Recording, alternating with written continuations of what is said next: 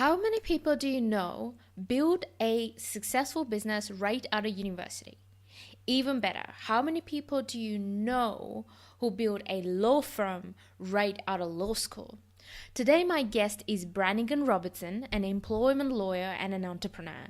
In an extremely competitive market, Branigan has built a great online presence that generates thousands and thousands of potential clients every year, year in, year out.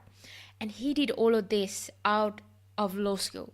That is just unheard of. So in today's episode, he shares his advice and insights and the fascinating stories about how he went on to building a law firm straight out of law school and how to win in a competitive market and break through the traditional industry rules, especially in industries like law. So without further ado, let's just jump into our episode. Hi, my name is Vindhya V. This is Art of the Extraordinary, the podcast for those of you who's ready to play a much bigger game and leave an extraordinary legacy behind. I'm glad you're here, and it's time to make your quantum leap. Well, I do a couple of things, but I'm an attorney, and specifically I'm an employment lawyer, which means I represent people who are dealing with legal issues at work. And I primarily represent employees, meaning the little guy, and usually we are pursuing cases against the company. And in California, that's a very dynamic, changing area of law. So it's kind of exciting from a legal respect. And then I also do, and the stuff I'm actually more excited about and the things that I've been working on lately, is I've been doing a lot of marketing efforts, and specifically marketing for lawyers and marketing for my law practice. So yeah, so that's very general what I do. Cool. Now, folks, there's something that you need to understand. There's a very specific reason why I decided to bring Branigan on the show. It's because he has gone about doing things differently. And what is something really special about him is that so you have built your company, the law firm, just out of university. Right out of law school. That's correct. Yes, so that is something really, really special. Tell us a little bit about how did you go about doing that, and what was the thought behind you even thinking of doing it? Because a lot of people would go, oh, no, I need to go and work somewhere for, I don't know, a couple of decades before I become a partner, and then maybe one day somehow I will own a company. So how did that change? That's a great question. I'm not very smart. Well, let me put it this way. When I was a young kid, I was always interested in business. I thought the idea of building a business was cool because you get to be your own boss and you have the potential to make more money, and you don't have a lot of the restrictions that a lot of employees have. So ever since I was a kid, I was interested in that. And so through high school and college, I dreamed about starting my own business. And then I got out of college and I got a job. And I didn't have a direction. I didn't have a plan. I just thought, hey, I'm sort of articulate. I should be able to succeed in the business world, and someday I'll start a business. But I really didn't have a tangible skill set, nor did I at the time have the drive to, like, I want to go pursue this, start a business idea. So I kind of floundered for about a year and a half. And then I decided I want to go to law school because I need something tangible, and then I can start my own business. And law school, unbeknownst to me at the time, doesn't teach you how to be a lawyer at all. Law school, at least in America, teaches you how to think.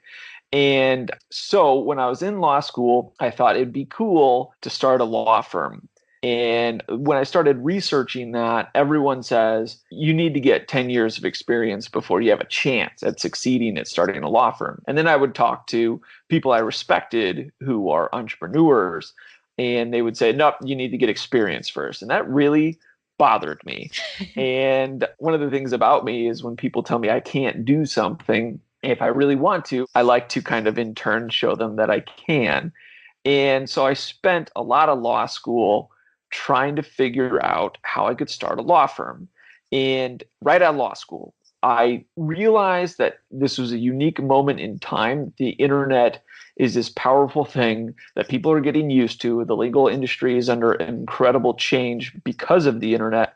And I thought, well, if anybody could start a law firm, it would be a good time to do it because the internet is not being fully utilized for lawyers. And the more research I did from people who had actually started a law firm, they kept seeing things like, why didn't I do this earlier? And it's not that complicated. It's not that hard. In fact, their upfront costs are really small. Like, of all industries, it's not like you have to drop $500,000 to build a dental facility or a manufacturing plant. You need a laptop, a phone, and a place to meet people. And that's pretty much it. Well, you need a law degree too. But the point is, it's really not that complicated to start a lot of these professional services, and particularly the law practice and accountants. To start is not that complicated, the nuts and bolts. It's far more difficult from a mental standpoint. And so I spent a lot of law school kind of figuring out the nuts and bolts. And once I realized that that wasn't that complicated, I was able to focus in on what I thought was the most difficult part, which is getting clients. Getting clients right out of law school would be the difficult thing. And so I deliberately picked an area of law that I thought I could get clients right out of law school, and I was right. So I don't know if that answered your question. But it's such an amazing story. When we were talking before, I mentioned that last year I ended up doing a research with talking to a lot of lawyers at various different levels in organizations. My target was to find out what challenges are you facing, like how can I help them in creating free resources and stuff like that.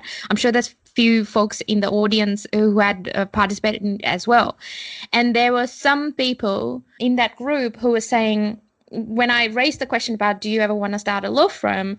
And they have already been there for like 10 years. And they're like, oh, no, I don't want to do that. Like you have to work, like really hard. You don't have the knowledge. You don't have the experience for you to be going out. You'll be doing a disservice to people if you do that. Mm-hmm. That was some people's response.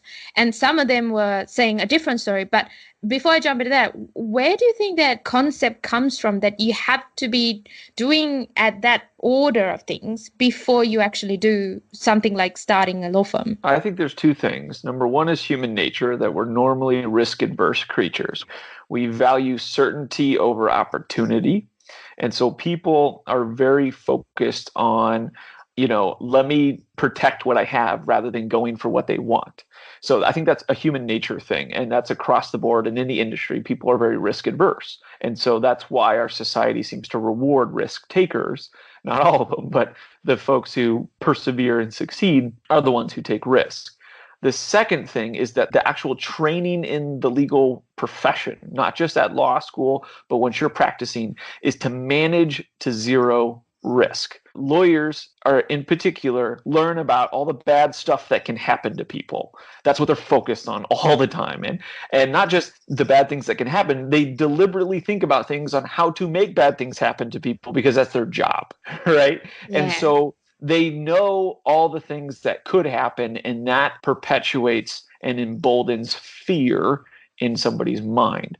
And I'm a victim of this just like everybody else, but I was dumb enough in law school to realize, hey, look, it's not rocket science. If I can get clients, everything's going to be okay. If I can get clients. And so that was the big fear of mine, is that I might do this and not get clients. I'll give you a real quick story on that about fear. I got married when I was in law school, and my wife is amazing. She's a beautiful person through and through.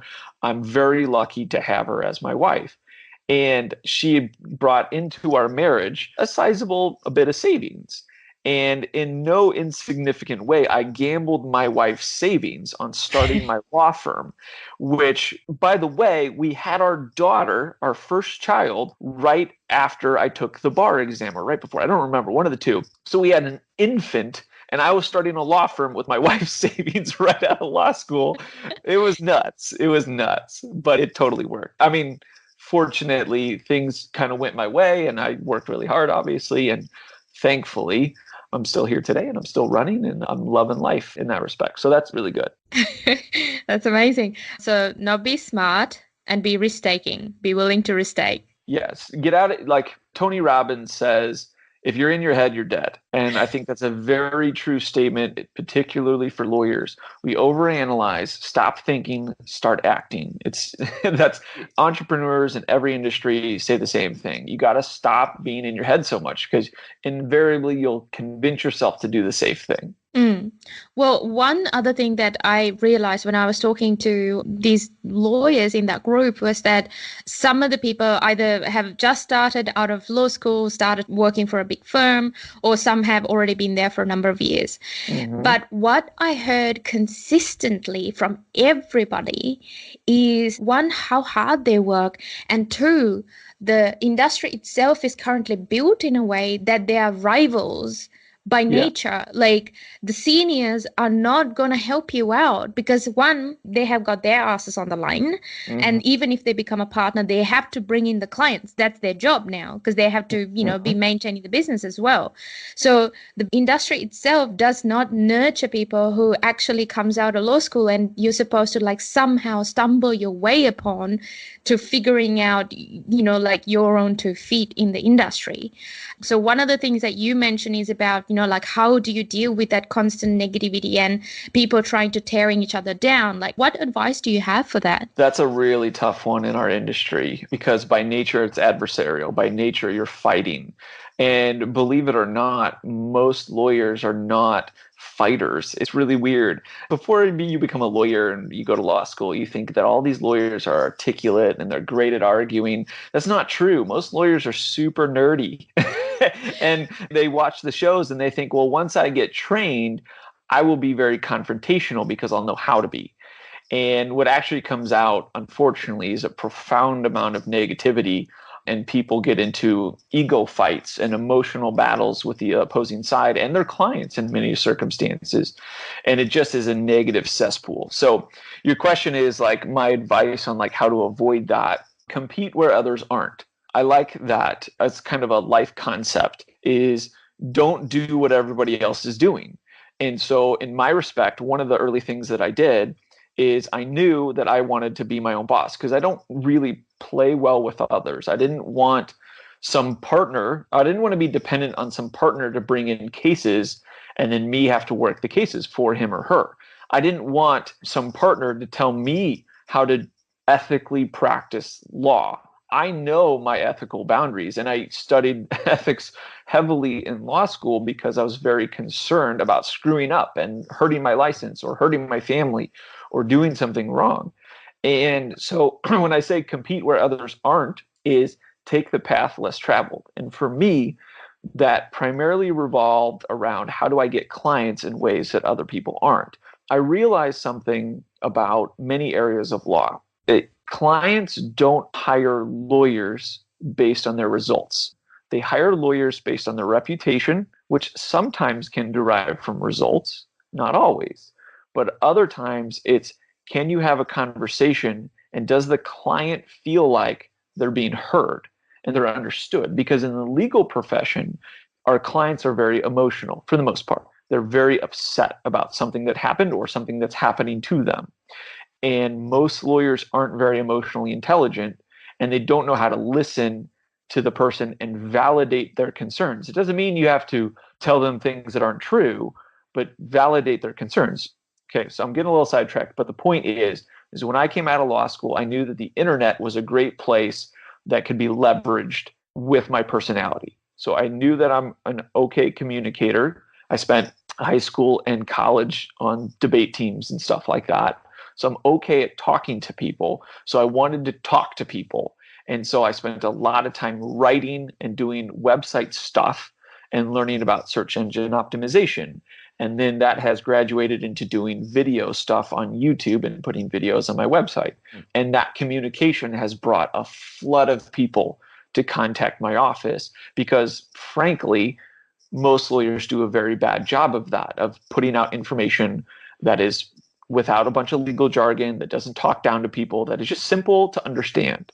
And so when I'm competing against other lawyers out there, when somebody looks me up online, they see that I've got basic information that speaks to their situation, where they're in that situation, and they see my face, they see videos of me, they see I have online reviews. Very few lawyers compete in the online spectrum.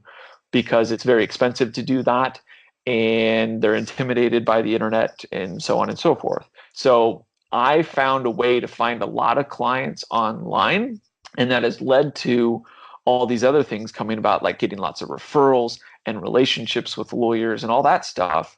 So I was able to get above the board because I was able to get clients. And so when we're talking about negativity in the practice of law, largely it revolves around not being in control of your own destiny. When you have the client, you are much more in control of your own destiny. When you're subservient to somebody else who has the client, you're not. I say this all the time to people who are lawyers or aspiring lawyers. The people who get the clients make the most money. They're the happiest. They're the ones in control, always. So rule number one, if you want to be a practicing lawyer and be happy and avoid a lot of the negativity that is in our profession, get your own clients. I think you touched on a very key point, because you were saying that it comes down to reputation, but it doesn't 100% revolve around just getting the results, and there is an emotional side. And I personally can speak to it. I'm obviously not from the profession. And, when you speak to any professional, if they're talking their jargon that normal people don't understand, you tune out very quickly and you're like, well, you don't understand me. Right. But if you can speak to that, then yeah, absolutely. I completely agree. And I was literally on the phone with a very nice lady an hour before you and I started this podcast. And she was on the phone crying. I spent way too much time on the phone with this lady, but I heard her story. And then at the end of it, I was able to tell her very matter-of-factly, you don't have a case. I'm not taking it. I'm sorry this is happening to you. And a lot of people, when they're told things like that, they get mad because they're not getting the result that they want. I mean, she wants me to be her lawyer, and I'm saying no. That doesn't make her happy. But because I've already validated her concerns, I've listened carefully to what she said to me, and I've responded and validated not just her concerns, but I've also explained why I'm not taking her case in a very objective, non-emotionally confrontational way, without all the jargon and the BS that lawyers and accountants and doctors like to throw at their clients and patients and all that stuff. She was like, you're wonderful. Thank you so much. I'm going to take your advice. I'm going to work within the system. I'm not going to file a lawsuit. And she was very thankful. And I can almost promise you, if I asked her to, hey, could you please, if you felt like you got help here, could you write an online review, an honest online review of, our consultation process? I can almost guarantee that she would do it. And that's very rare. That's very rare. So I take the approach less traveled than most lawyers, because I find it works really well for my area of law, for my personality, for who I am as an individual. And I feel like people really respond to that. I'm not trying to fit into somebody else's box. I'm making my own box. Well, that gives me a nice segue into the next thing that I want to talk about, which is about creating a business that fits your lifestyle. And I think you have gone about doing that really well, because I remember this one specific woman that I spoke to, who's a lawyer, who's been in that law firm for 10, 15 years. And she was saying that she wants to have kids, but she can't do it right now, because if she does go on maternity leave, she's going to come back and she's not going to be on that path to being a partner. And that made me feel really, really sorry for her, because is this the nature of the industry? And plus, I'm sure there are other industries similar to this as well. So I think you've gone about doing that really well. So please, can you tell us a little bit more about how you do that with your business? Because you've got a lot of stuff happening, especially when you have your own business. Yeah, that's a really good question. And first of all, I can't take full credit for my whole perspective on this. I've spent a lot of time reading books from people who know a lot more about this, like Tim Ferriss and Ozzy, James Schramko. These guys have written about building a business that fits your lifestyle rather than doing just what everybody else is doing. Because at the end of the day, if you are doing a job that doesn't fit your personal goals and who you are as an individual, you're going to get burned out. You're going to hate yourself, or you're going to hate the people around you. It's really, really sad to hear stories like that. And I've heard plenty of stories like that people just kind of do what everybody tells them to do rather than find their own. So anyway, let me answer your question in a more direct way. So I value my time like most lawyers. However, I don't think of my time as an hourly rate like most lawyers. I spend a lot of time doing hobbies. I spend a lot of time with my family, going on trips and vacation. Like last summer, my family and I, we took a month and we went on a road trip. I mean, how many lawyers can go on a road trip for a month? Not very many. And everything was fine. Like there was no big emergencies. So how I've structured my life around the business and the business around my life is I made a big priority to getting the clients so that I'm in control. If I can get the clients, I can dictate how they're handled, how the speed of their cases. If I can get the clients, I can dictate to other lawyers in polite ways and professional ways, like, hey, I'm not going to handle this case. You're going to handle this case. Or we can co-counsel the case together, but here's the things that you're going to do. Here's the things that I'm going to do. Here's the fee split. So when I was really heavily practicing law, I worked really hard, no doubt about it, but my life still wasn't miserable. I wasn't ever working 70, 80-hour weeks, except for on rare exceptions, which were self-imposed because I was excited about a certain project that I was working on, because I get real amped up and things definitely come in waves for me. So I guess I should break this down to answer your question in a couple different ways. Number one, when I was practicing law full-time, I outsourced a lot of clients. So a lot of people would come to me. I would evaluate their case, see that they had a good case, but I didn't want to handle it, so I would refer it to another lawyer. And in my state, in California, they permit us to collect referral fees. So I can refer the case to a lawyer that I trust, and if they do a good job on that case, a year, 2 years down the road, they settle it, they're going to pay me a percentage of the attorney fees, which is completely legitimate way of earning a living in the state of California. Because the California really wants to reward people sending clients to the correct lawyer. They don't want people to try to handle everything. They want lawyers to really focus their practice down to doing one area of law. So I would handle some cases, like I would litigate them, but I would usually bring on co-counsel. And then other times I would just refer the case out and I would make less, but I will much less work. So that's a wonderful model if it can work for people. So I would make a lot of money off of just those referral fees. Now I practice even less, and I really don't do full bore litigation anymore. I work by the hour, or I'll do fixed fee projects. And then I make a lot more money just off referral fees. So I refer cases out to lawyers that I know are going to do a good job. For example, I have a really good relationship with a lawyer up in, I think she's up in Ontario, California, or Barstow, California. I've referred multiple cases to her over the years, and she's settled some cases for an extraordinary amount of money, and she's paid me a referral fee. But the reason why she's willing to pay that referral fee is because I keep referring cases to her, and I will in the future because she does a great job for the clients. And some of these cases were ones that I looked at and I was like, maybe I should handle that case. No, I think Sarah would be better for this client. And I was totally right because she settled it for an amount of money that blew my mind. So that's one way to kind of be able to make money, but you don't have to do all the work. So now I'm moving more into marketing, and I'm doing more marketing full time. And I've decided to build products and services that don't require an incredible amount of my time. Or it will require upfront time, but then down the road, there are benefits. So I'll give you a good example. I've built 11 videos for the area of law in the United States. It's called personal injury law. So car accidents, wrongful death, truck accidents, motorcycle accidents, things like that. So because I'm a huge nerd and I love learning and doing new things, I got handy with the video camera, audio equipment, and I made 11 videos, each one of those videos about an area of law within personal injury. And I made them very professional. And I mean, they look really good, and compared to 99.9% of the videos out there in the personal injury world, they're outstanding. And they're for lawyer websites to help other lawyers in that area of law attract clients for their websites. And so I spent all this time making all these videos, and then I leased them out to lawyers all over the United States of America.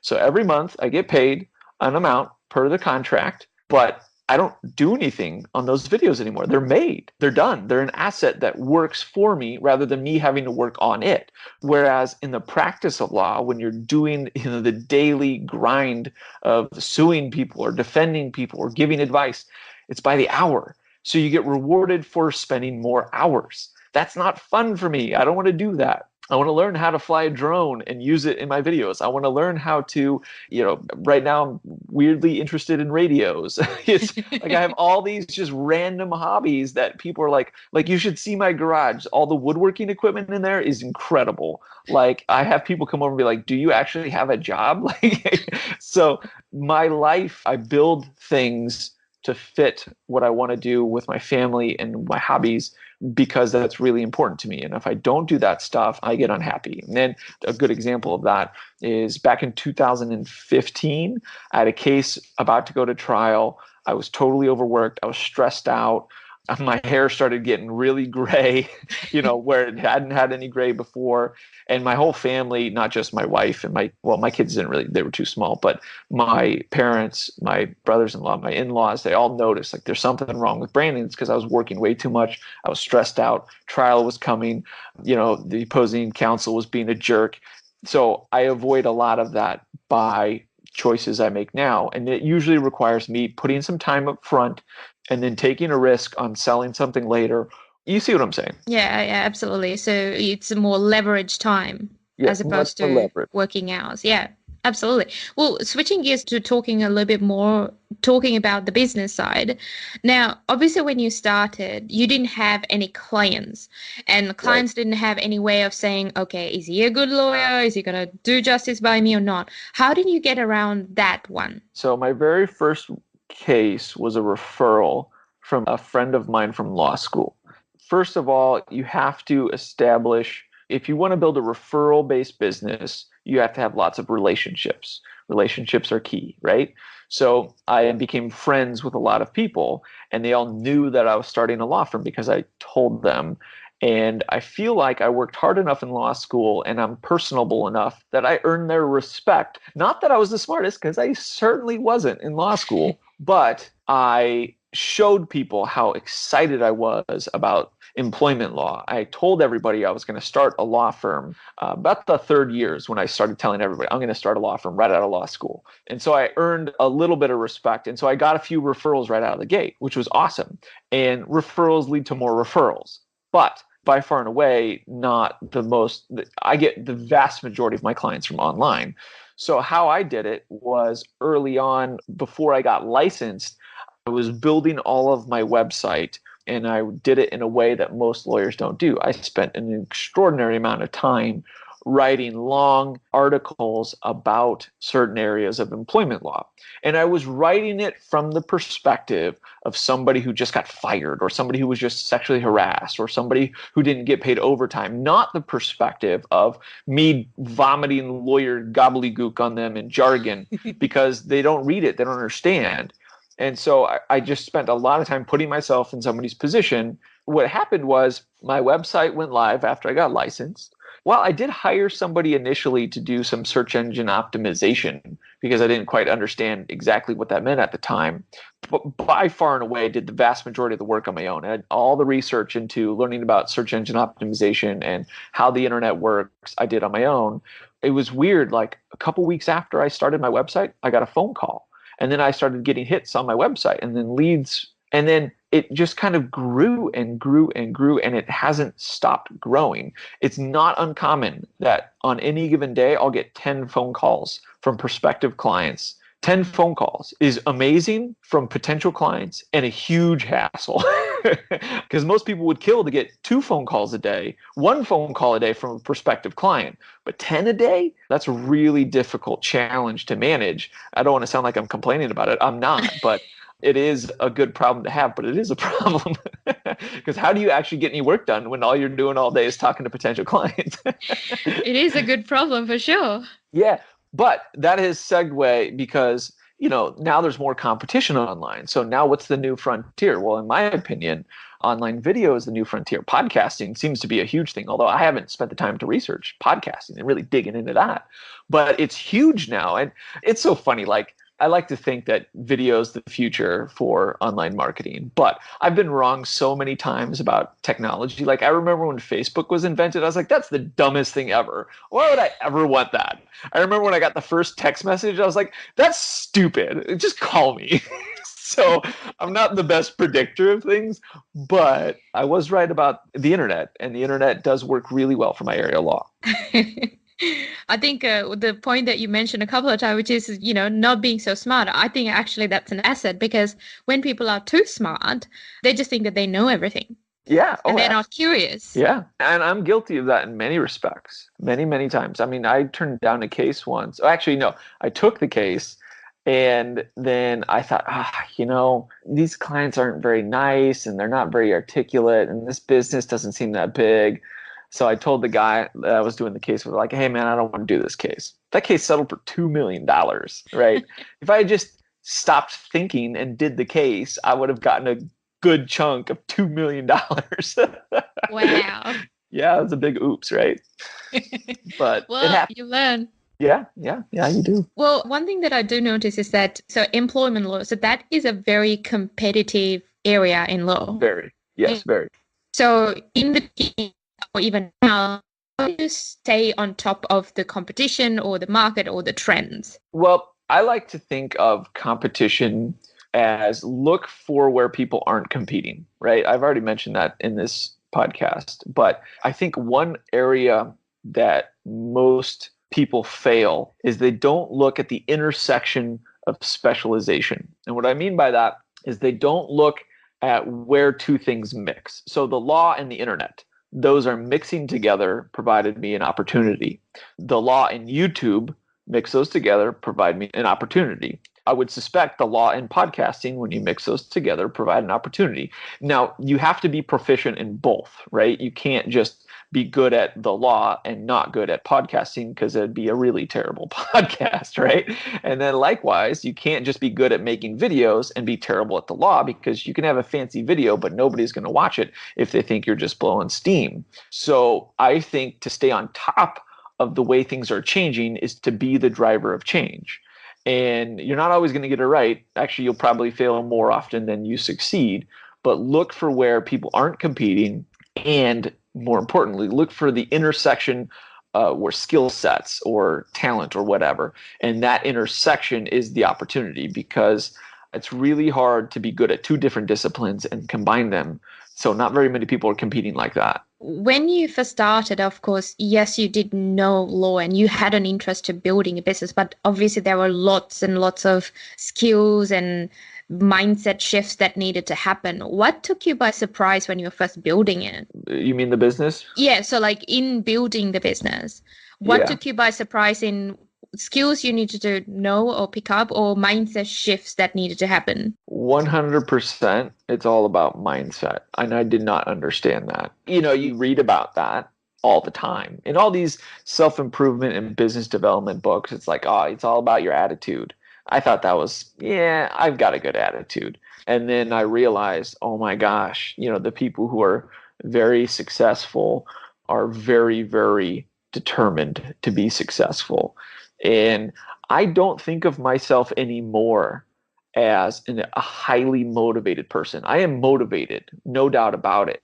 But, when you compare yourself to other people, you go, holy cow, like I spend way too much time watching videos or playing with my family or doing stupid stuff in the garage than I do working on moving forward. And so mindset is the biggest factor in success. This might sound a little bit odd. I mean, we're doing a podcast about doing things differently in the law, and people might be looking at me and go, hey, Branigan's, successful. From my perspective, I'm not successful yet, because I haven't gotten to the place that I want to be. Yet at the same time, I'm not 100% every day working 100% of my time on getting there. I'm also enjoying life along the way a little bit. And I think that's a good thing, to have some balance and not be totally consumed. But with that said, the negativity that comes with the profession, in many other professions, there's lots of conflict, there's lots of challenges that you have to go through. The only way you will succeed and stay afloat is if you've got some determination to stick with it. And I think the best way to do that is to set up systems. If you don't have systems, you're not going to survive. I'll give you a good example, right? Earlier in this podcast, I said I get sometimes 10 phone calls a day from potential clients.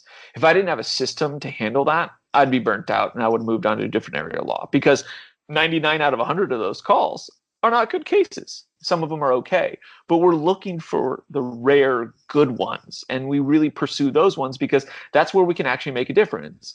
A lot of people are like, oh, all these lawyers, they just turn down most cases. They're only cherry picking the good ones. That's not true. We're looking for cases where we can actually make a difference.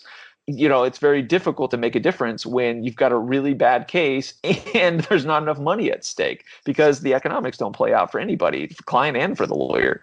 But anyway, so really the big determining factor is setting up a system. So like I have an entire system for handling all these calls. I have a full-time employee. His only job all day long is to deal with these potential clients, handle them, empathize with them, listen to them, set the right expectations. And we've worked and refined that system over years. And without that system, every single time I would sit down to work on I'll like file a lawsuit or work on discovery or put out, some interrogatories or whatever it is I needed to do for the law, I'd get interrupted by a new phone call. Like, how can you get anything done? You can't without a system. James Clear, in his book, Atomic Habits, says we do not rise to the level of our goals. We fall to the level of our systems. And that is so true. So if you want to succeed, you have to be determined to set up systems more than setting astronomical goals and occasionally working for them. No, set up a system to work towards that goal. So right now, we are working that system and growing it. And right now, I'm really working hard on setting up YouTube to work for me, because I think it is a long-term play for the law. So anyway, I don't know if that answers your question, but I think it's huge. It definitely answered, and you gave a little more as well. And I love that quote about setting the systems, because I think that's what it comes down to, because motivation would go only so far. And then after some time, it's going to run out when something negative happens. But if you've got the systems in place that you can still fall back on, right, that's going to save you. I'm the king of losing motivation. I'll tell you that right now. I start so many projects and then they dwindle. And that's not necessarily a bad thing, because it's good to try things. But oh my gosh, I know I would make way more money if I stuck with certain things for a lot longer. But I get discouraged just like anybody else. I'll tell you, there's lots of things I get discouraged about. But what is fortunate is that the systems that I have set up in place don't allow me to stay discouraged. That's huge. Well, I want to jump in to talk about YouTube, but before that, just a quick question. So one thing you mentioned was that when your cases come through, you check to see whether it's a good case that you can actually make a difference. Mm-hmm. What's the importance and what's the impact that would happen in you in picking a good case compared to picking a great case? What exactly do you mean, the difference between a good case and a great case? Like, what does it mean to you? Like, what would happen if you pick a good case as opposed to picking a great case that you are passionate about working on? If you're not passionate about the person that you're helping or the cause that you are fighting, it doesn't necessarily mean like politically. I mean, just like this person, do they have not only a case that's worth pursuing, but I really feel that injustice has happened here. And if I succeed with this case, I'm going to change maybe this company. I'm definitely going to change my client's life. But am I going to change that company? Am I going to potentially change a lot of different cases because other people are going to hear about this result that I got, whether it's published or it's a trial or whatever? I mean, we lawyers are just like everybody else. We talk about our successes and we talk about our failures. And if I have a good, successful case and I'm talking with 10 other employment lawyers, they're going to try to emulate that, right? So you can have good change that way. But I think more to the heart of your question, how does it, for me, if I'm not really passionate about that case, they're just going to become a dollar sign. It's like, okay, well, I need to work that case because the deadline's coming up, or I need to really get discovery out on that. Otherwise, I'm slacking. Now, in certain respects, the legal profession is really good with deadlines, right? It forces you to move the case forward. And without those deadlines, even lawyers like me would fall behind. But a case that I'm really excited about, I move forward and I move it fast. I'll give you an example. I had a case probably 5 years ago where I had a client who at work, she worked at it was a veterinary clinic, and she had dog leashes wrapped around her neck by other individuals at the place of employment. They put plastic bags over her head as a joke.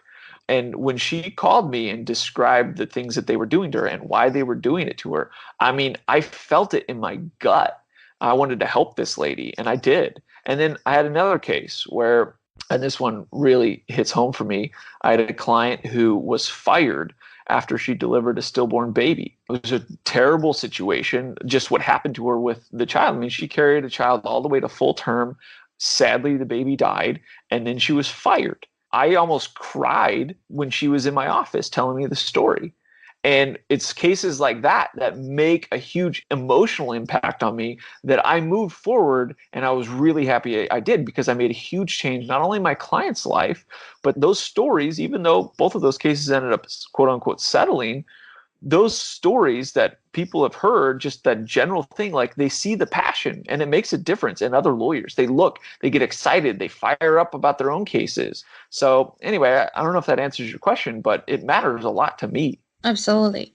Well, I guess I'm just thinking to myself now, well, what does it mean when it comes to like big law firms? Because usually you don't have that much connection with that person because it's just a case. I wonder what difference that makes. That's a really good point, and that's a really difficult thing. For me, it's really hard to just work a file. It's very difficult.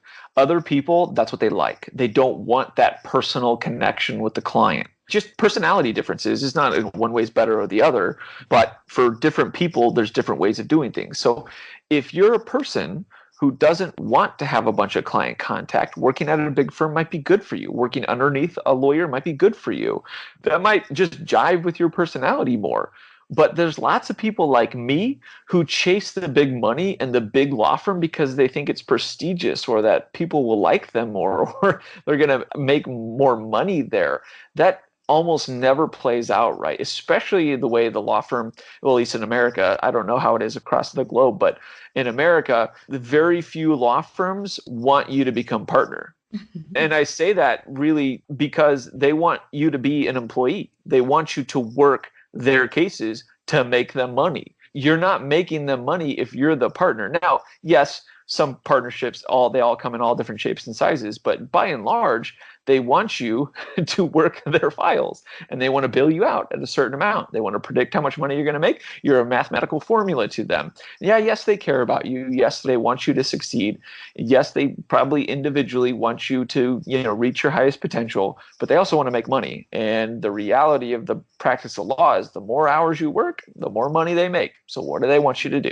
Yeah, that's a great point. It's a tough one. It is a tough one, but like I've known so many lawyers who should be at big firms, who should work in that model because that's what makes them happy. They don't have to work with clients. They don't have to deal with judges most often. They're working a file. They don't leave the office very often. Okay, that's okay for them. If that works for them, good. But make sure that you know what you're getting yourself into because you don't have as much control in those situations. Brian, I want to just switch gears into talking a little bit more about the one YouTube channel.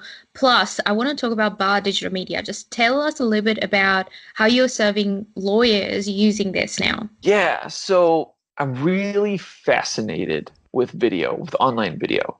I mean, there's all sorts of statistics out there from like Cisco saying that 80% of all online traffic is going to be video in like 2025 or something like that. So, and I believe that because how much YouTube is growing just in and of itself. Nowadays, when I want to fix something in my house, I don't Google it, I YouTube it. That sounds kind of silly, but if I can visually see, and most people are visual learners, if I can visually see something happen, it's much more real for me than reading it. So in my opinion, YouTube is a underused medium for lawyers. Now there's lots of lawyers on YouTube, lots of them. The problem is they approach it just like most lawyers approach the website, which is a dissertation or a resuscitation of their successes or a very broad statement of the law and you should call us. And while there's nothing wrong with that, that's what everybody sees and has seen for years on television. They're not interested in hearing from a lawyer who's just going to talk about how great they are or the law in a very dry sense. They want you to make it real for them. So I decided to approach it from a whiteboard format, almost like a professor. Like each video that I do, almost every video that I do, is there's a whiteboard, which sounds super boring, right? A professor giving a lecture. It's not like that. If you watch a couple of videos, you'll see camera angles changing all the time. I'm bringing it, it's very specific to a certain area of employment law. Yet I'm not so lawyery that it looks really stuffy. I usually don't even have a tie on. It's very much about educating the person about the area of law, when they should contact a lawyer, when they should make a complaint at work, when they should do X, Y, or Z. And it's all in a general sense. I'm not giving specific legal advice to specific people. It's a generalized understanding of areas of law. And we're getting phone calls. I mean, it works. Now, it wouldn't work in every area of law, in my opinion, but it works really well for consumer-oriented areas of law, people who are serving the general public. I think it works really well. And by the way, if you put those videos on your website, here comes the search engine optimization angle to it, you're increasing the amount of time that they're spending on your website. But you can't just have boring videos. Like, okay, here's a good example. BAR Digital Media, just kind of nice segue into the other part of your question, is my marketing company. And my marketing company, we do a couple of things. Number one, we make pre-made videos, like stock videos, for certain areas of law. And right now we have an entire set for personal injury, which is probably the most heavily advertised area of law. And we're in the middle of making a set of videos for family law, which is another area of law that's heavily advertised. So we make stock videos, and then we put law firm information into those videos, and then the law firms put those videos on their websites. So they don't have to spend $20,000 making one video. They can rent 11 videos or 10 videos or 6 videos, whatever the set's going to be for each area of law, for a small amount of money each month. So it's financially makes a lot of sense, and they get a lot of bang for their buck. I think it's a really good way. They get professional videos without having to do custom videos, because that's really expensive. For most law firms, that's just not worth it. I mean, there's a really great company out of Atlanta that makes incredible custom videos. But before I got into the video thing, I even got a quote from them. It was $15,000 for one video, a 2-minute video. That's a lot of money. That's a lot of money. And yeah, there's a lot of law firms who want that. But wouldn't you rather have 10 for fractions of that? I think so. So anyway, that's one idea. And that business model is exciting and fun. And I think I provide real value for people, but it doesn't come with its challenges. Selling that is really difficult, because selling to lawyers is super difficult. But the second thing that we're doing is an online newsletter. This goes to the core of the practice of law. Not everybody can be a great online marketer, right? And not every area of law is good for websites and YouTube. Right? Most of the practice of law is a referral-based business. It's a relationship-based business, because your brand is your name. You'll really get clients based off who knows you. And yes, your results do help amplify who knows you, but it's not just results. But anyway, long story short, most people who practice law get clients because of who they know. But the problem is we meet so many people, it's very difficult to stay in contact with people in a real genuine way. And with all the world that right now of Facebook and Twitter and Instagram, I don't really like those forums for staying in contact with professional contacts. There is LinkedIn. I don't really have a strong opinion of LinkedIn at this moment, but I haven't spent a ton of time focusing on it. But here's the deal. Lawyers are in their inbox day in and day out. Their email inbox, that's where they live. I'm not even joking you. If you talk to any lawyer, how much time do they spend in their email inbox? All day long. So you primarily get clients from other lawyers. Other lawyers refer clients to you. So you should be reminding all of your professional contacts, particularly other lawyers, about what's going on in your world in a creative and fun way. And I think an email newsletter is the way to do that. And we provide a service for lawyers to do that. So the online newsletter, I think, is a really good way to stay in contact with people. And we do it in a unique way. You know, we don't have these big formal templates or any of that nonsense. It's a very short personal email. It usually is referring somebody to somewhere else. But the point is to remind people that you exist, and then you get more referrals. So it works really well for my law firm. I get a lot of referrals from it.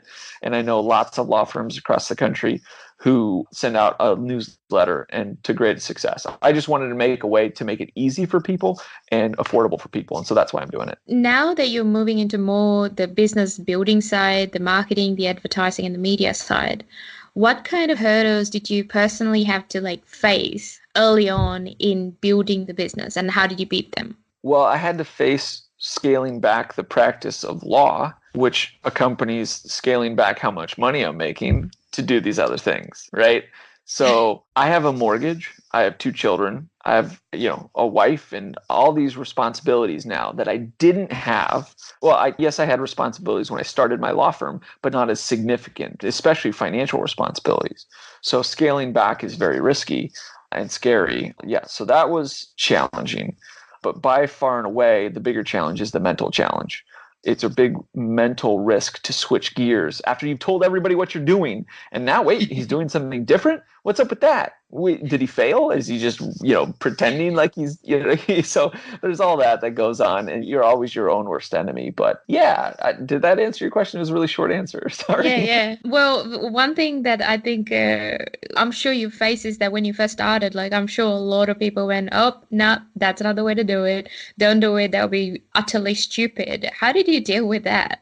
I get a lot of phone calls from law students who are thinking about starting their own law firm because they're reading my articles and stuff like that. And I always tell them, people are going to judge you. Let them judge you. Because 2 years later, when you're still succeeding and they're still slaving for somebody else, they'll be like, that Branigan guy he kind of did it the right way.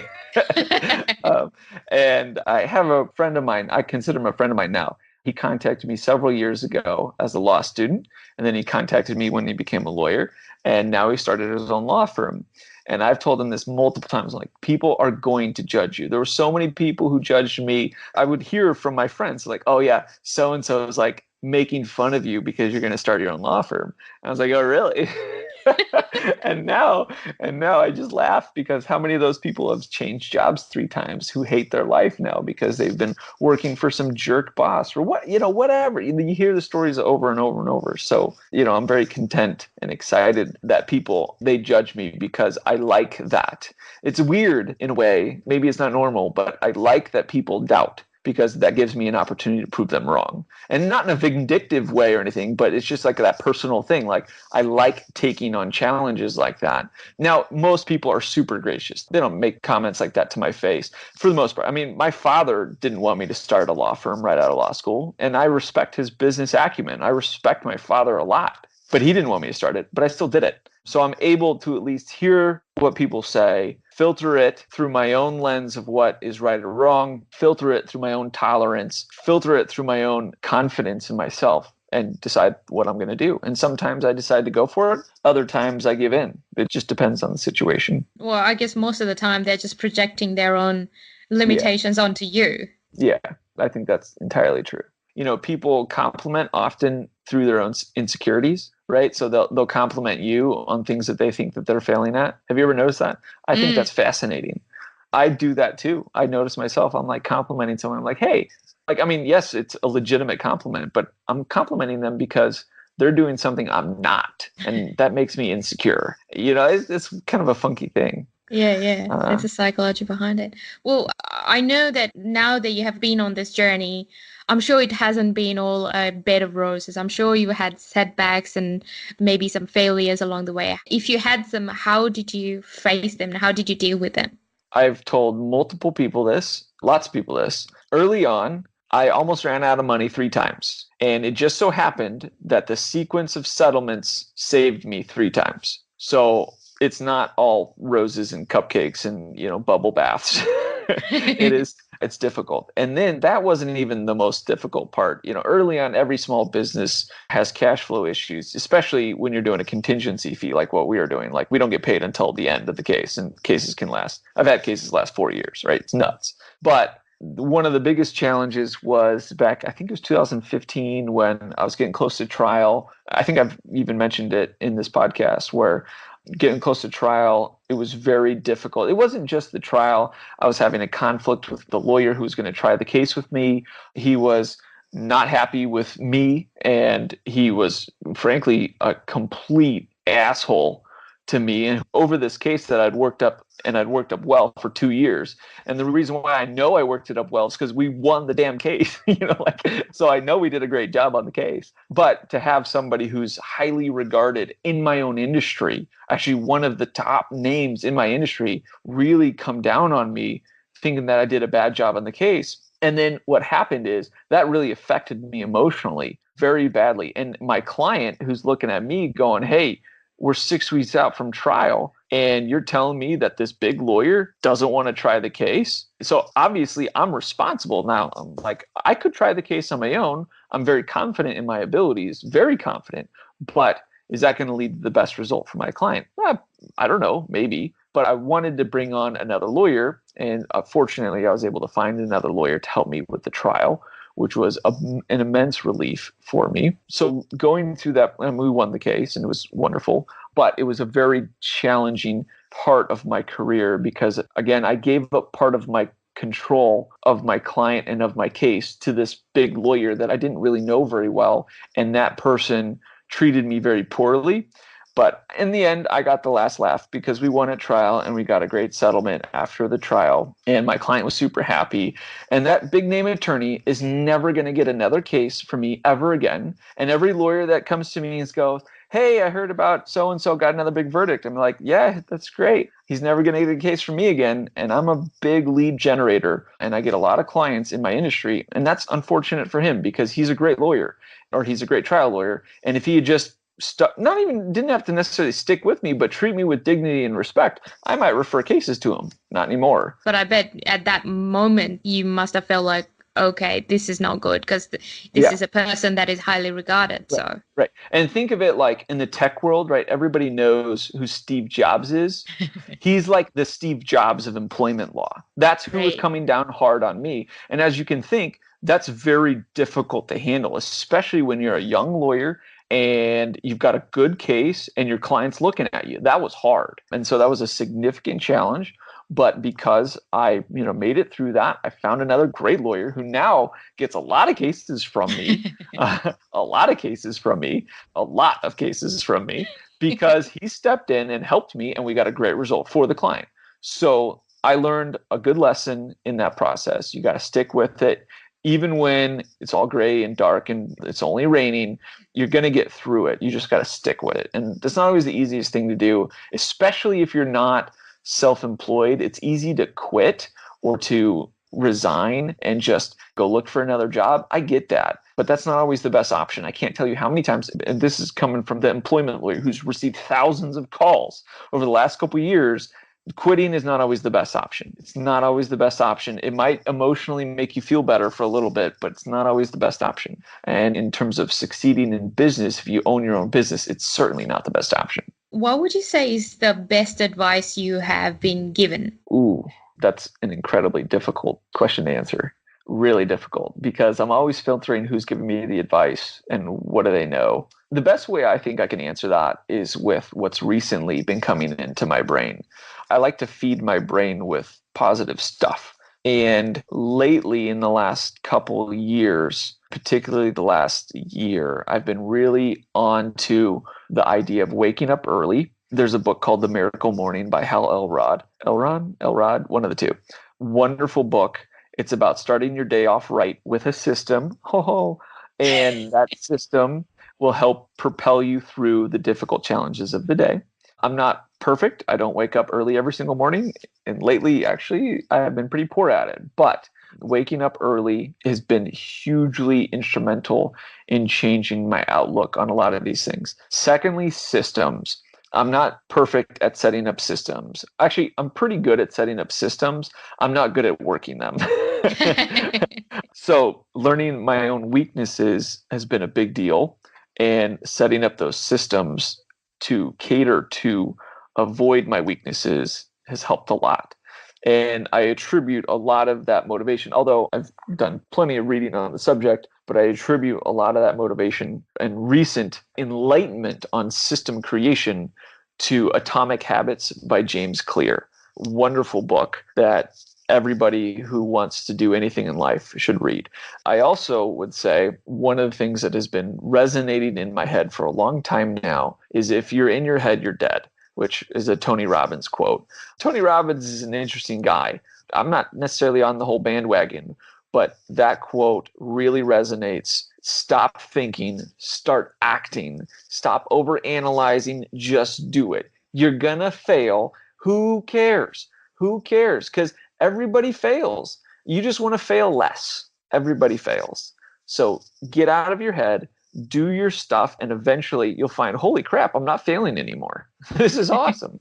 And it's not always what you planned. It almost never is. It just kind of happens. Like, did I plan that the vast majority of my clients would come from online? I hoped that that would work, but I planned on having a referral-based business. But because I had a lot of success with the online, then it reaffirmed and it became kind of a, well, I want to learn more about this. Can I get more clients from online? And now it's like this whole thing. Like, I just love learning about online marketing. And so it's just kind of grown out of its own success. But you don't get a success unless you first try. So long-winded answer, sorry. That's all right. There was a lot of golden nuggets there. So yeah, it was worth it all. Cool. Well, what would you say is the worst advice you've been given? I don't really believe in patience. You know, I drive my wife crazy because I'm not a very patient person, and I feel for her. I really do. But yes, good things do sometimes come to those who wait. In certain situations, that is true, but I don't find that to be the rule. I find that to be the exception. I think if you want something, go get it. And you might not get it the first try or the second try, but you'll probably get it if you keep trying. But don't wait. Don't wait. Just do it. Because everybody waits. So many people wait and they never achieve their potential. I'm not even saying I've achieved my potential, but don't wait. I find myself procrastinating and waiting all the time, and it's usually to my deficit, not to my benefit. I think I'm going to tag Nike in the podcast. Just do it. Yeah, just do it. There you go. I didn't even think about that, but that's perfect. Well, if you could go back to when you first started, what would you change about how you did things if you could? Well, there's lots of things I wouldn't do because they failed, obviously. But I think I would have spent more time setting up systems early on. If I had done that, I would have freed up a ton of time. And I would have freed up a lot of mental space that I now have, but I didn't have before. Having a family is stressful. Having a business is stressful. Having a mortgage is stressful, right? Having employees is really stressful. And if you don't have systems in place to deal with that, I'm sorry, you don't have business doing any of those things, right? The reason why people have habits is because it makes life easier. So find your habits and work them and improve them, and don't be afraid to change things. So I would change early on a lot of things, but they almost all would revolve around setting up systems because I didn't do enough of that early on. What would you say is like the number one thing you've learned about yourself having been through this entire journey? I'm an artist, not an entrepreneur. That is a profound realization for me, not for anybody else, right? Profound realization for me. Like, whoa, wait a minute. I've started my own business and then I started a marketing business. But then I kind of realized I'm much more artistic and I like the craft of like making a video more than I like building a business to make money. And I could not have ever learned that without actually trying to build a business to make a bunch of money, right? Like, that's a really interesting and weird thing. But now that I really understand that about myself, I can cater to that. And I will make more money now because I know that about myself. I used to fancy myself this great entrepreneur, but then I spent time with a bunch of really great entrepreneurs. I'm like, whoa, like these people, they do a lot of stuff that they don't want to do a lot. I don't want to do that. So yes, I am an entrepreneur, but I'm more of an artist. And now that I know that about myself, I can really focus in on that.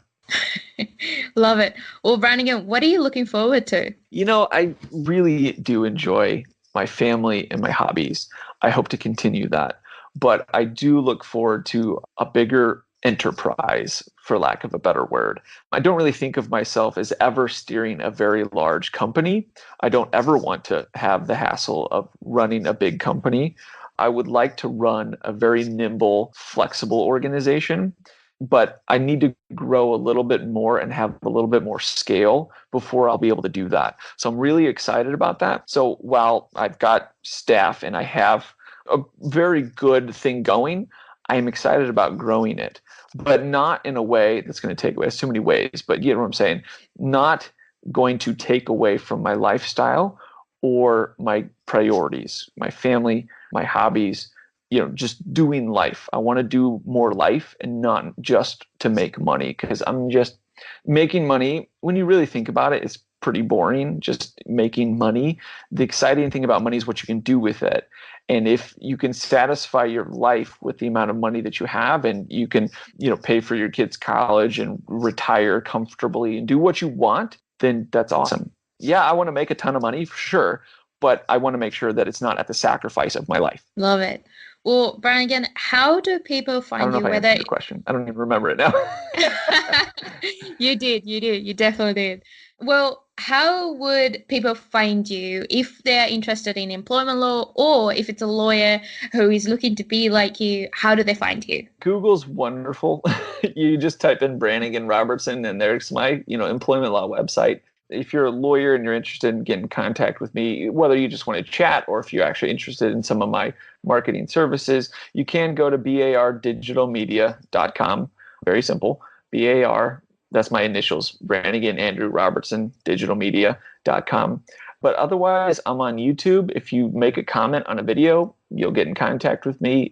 My email address is branigan@brobertsonlaw.com. I'm very responsive via email, so that's very easy to get in contact with me. I'm on Facebook, but Facebook. LinkedIn, I check that maybe once a month, so I would try email first. Ooh, nice. It has been wonderful having this chat. I really enjoyed it, and you shared a lot of resources for the folks in our audience. I'm sure they're loving it. Thank you so much for being in the show, Branigan. Very welcome. Thank you for having me.